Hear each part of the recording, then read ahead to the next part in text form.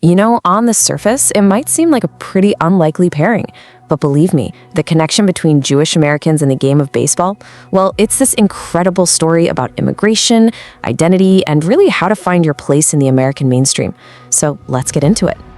We have to kick things off with this classic line from the movie Airplane. It's a hilarious punchline, right? But it also perfectly nails a long-standing and frankly damaging stereotype. This idea that Jewish people just weren't athletic. But as we're about to see, the reality on the baseball diamond tells a completely different story. And that stereotype, it didn't just pop up out of nowhere. No, it was rooted in a deep, pervasive anti-Semitism that Jewish athletes had to face down every single time they stepped out onto the field. So for them, their journey wasn't just about playing a game, it was about fighting a much, much bigger battle.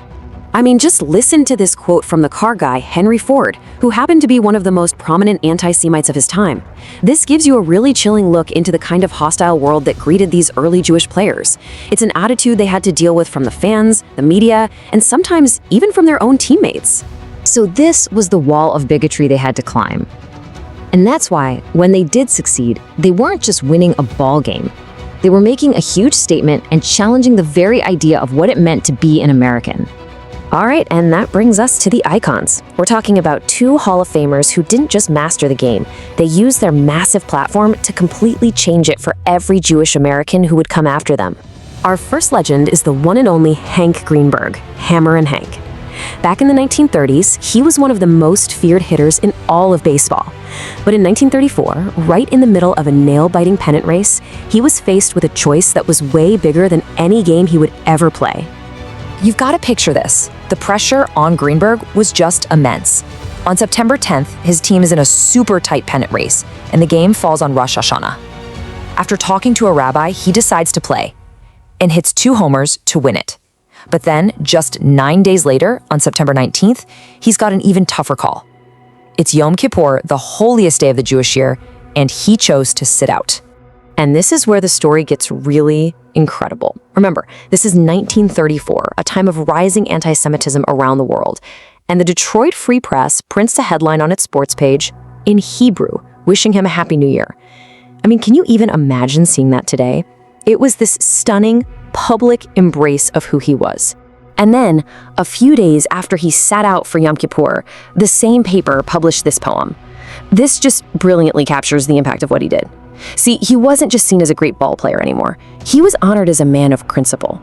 And his decision was celebrated as this profoundly American act of faith.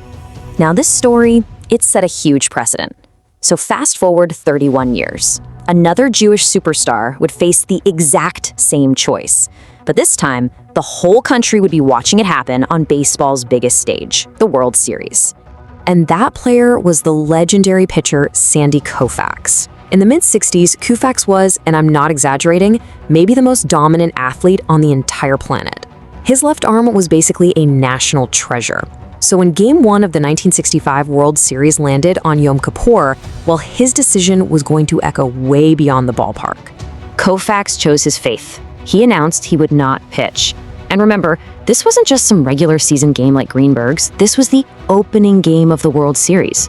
The media attention was off the charts, and its decision became this defining moment for Jewish Americans everywhere.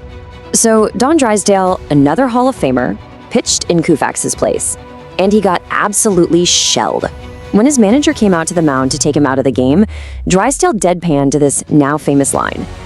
It's a funny moment, for sure, but it also shows you just how much things had changed. The respect for what Koufax did was right there, even in the humor of the dugout. So what was the real long-term impact of these courageous choices? Well, Greenberg and Koufax didn't just make headlines, they really did forge a new path. They totally transformed the narrative of the Jewish athlete from this caricature and prejudice to one of pride and principle. Think about this. By 2010, at least 166 Jewish players had made it all the way to the major leagues. Every single one of them walked through a door that had been pushed open by the courage of guys like Greenberg and Koufax. And today, that legacy is absolutely alive and well. You can see it in international events, like the Maccabi Games. It's often called the Jewish Olympics, where athletes from all over the world get to celebrate their heritage through sport. It's a legacy of pride that's totally out in the open. So when you boil it all down, the story of Jewish Americans in baseball is about so much more than what happens between those white lines. It's the story of a people using the national pastime to carve out their own place in the nation itself, to fight back against stereotypes, and to truly become part of the American story. And that really leaves us with one last thought. When we watch our national sports, we're not just watching a game, are we? We're watching a reflection of our own history, a stage for our cultural battles, and a showcase for the heroes who push all of us to be a little better. Baseball didn't just tell the story of Jewish America. In the end, it told the story of America itself.